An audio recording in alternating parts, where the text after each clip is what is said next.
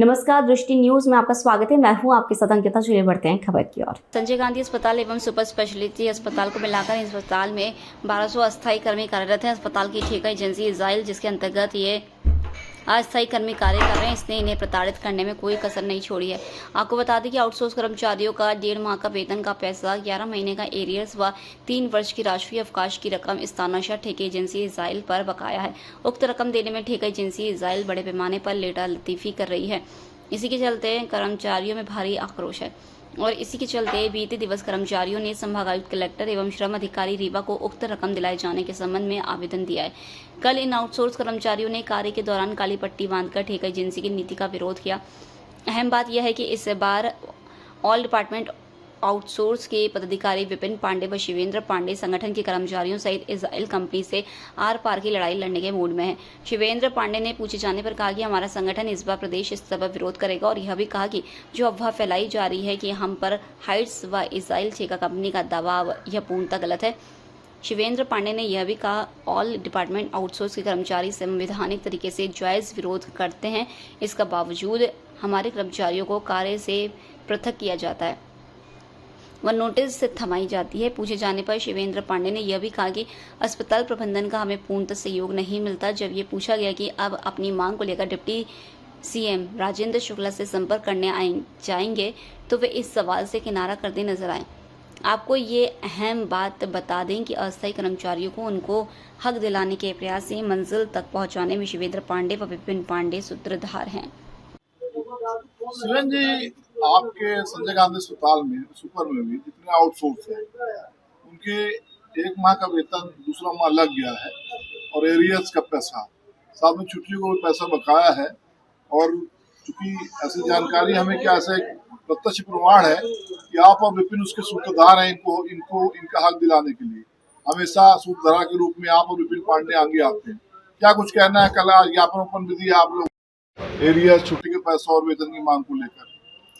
हाँ, all department outsource association संघ जिला इकाई के नेतृत्व में संजय गांधी चिकित्सालय के तहत जो हाइट्स और इजराइल कंपनी काम कर रही है, उसके तहत लगभग 1200 से ज़्यादा कर्मचारी काम करते हैं हमारे साथी, जैसे सफाई कर्मचारी, ward boy, guard, lab technician और कंप्यूटर ऑपरेटर। तो मई माह का ये आज 25 तारीख है, तो आज दिवस तक अप्रैल माह की सैलरी लंबित है और 11 माह का एरियस भी लंबित है, राष्ट्रीय छुट्टी का 3 साल का पैसा लंबित है।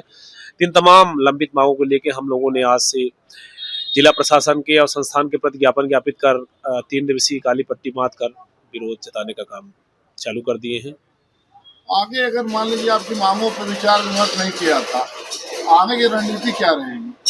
अब संघ की बैठक लेकर प्रादेशिक स्तर पर कोई बड़ा कदम उठाया जाएगा ताकि मतलब इन जो अनियमितताएं हैं कंपनियों की, उन पे लगाम लगाई जा सके और हमारे हक और अधिकार सुनिश्चित हो सके। जीवन जी, एक मूल बात जो कई मतलब चाहिए थे, अफवाह कहें या जो भी हो, आप ज्यादा भली बातें जानते होंगे। कुछ लोग आपके संगठन में ही और आपके कर्मचारी कहते हैं कि विपिन पांडे और सुरेंद्र पांडे पर दबाव है इजराइल कंपनी और हाइट्स का, लेकिन मुझे तो ऐसा नहीं लगता। फिर भी आप ज्यादा अच्छे से स्पष्ट कर सकेंगे। नहीं, बिल्कुल ये सब निराधार चीजें हैं, किसी का कोई दबाव नहीं है। हम लोग स्वतंत्र भारत पर जी रहे हैं और लोकतांत्रिक प्रणाली पर अभिव्यक्ति की आज़ादी है अपनी बात रखने की, अपने हक को रखने की। हाँ, हम लोग भी मनुष्य हैं और कंपनी भी कोई ना कोई मनुष्य चला रहा, संस्थान भी है, सब इंसानों के लिए हो रहे हैं। तो उन सब प्रक्रियाओं को देखते हुए हम लोग अवसर देते हैं, उनको भी समय दिया जाता है कि आप इतने दिन में करें। अगर समय अनुसार चीजें नहीं होती तो बिल्कुल आवाज उठाने की आजादी है और उठाई जाती है, समय से उठाई जाती रही है, उठाई जा रही है, उठाती जाती रहेगी। डीन और अधीक्षक का किस प्रकार से आप लोगों को सहयोग मिल रहा है? नहीं, प्रबंधन का तो पूर्व से लेके अब तक का सहयोग था, पर अभी भी मैं ये नहीं कह सकता। अगर प्रबंधन सख्त होता तो अभी तक तो सैलरी प्राप्ति हो जाती। प्रबंधन को मिलाकर आपके सपोर्ट में नहीं ये कह सकते? नहीं, पूर्णतः ये तो नहीं कह सकते, पर कहीं ना कहीं प्रबंधन की तो कंपनी के प्रति सख्ती नहीं है, ये हम कह सकते हैं।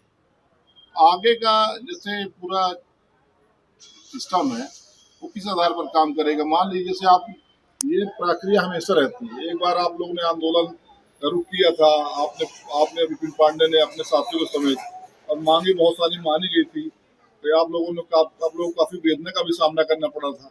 अब क्या स्वरूप रहेगा कि वेदना भी न झेलनी पड़े ज्यादा और आपको आपका अपना हक मिल जाए?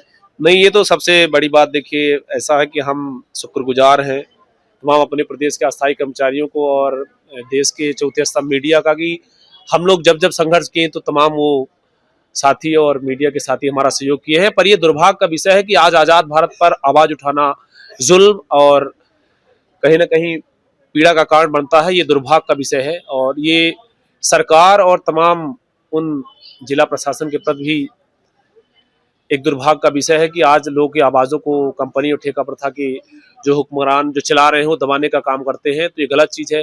पिछली बार हम लोगों ने संघर्ष किया था तो उस संघर्ष से अगर हम गलत होते तो हमारे संघर्ष को दबा दिया जाता। तो कई ऐसी मांगे थी, कई ऐसे मतलब बहुत ज़्यादा पैसा लंबित था, यूडीएस कंपनी का था, एरियर था, आयुष्मान की राशि थी, उन तमाम मांगों को लेके और नौकरी में सुरक्षा, ईएसआईसी, लाइजनिंग लीव जैसे तमाम मुद्दों को हमने उठाया और मैटरनिटी लीव जो हमारी माताएं काम करती हैं उनको नहीं मिलता था, इन तमाम चीज़ों को लेके हमने उठाया। तो उनमें काफ़ी ज़्यादा मांगे हमारी मान ली भी गई हैं, कुछ मांगे आज भी लंबित है।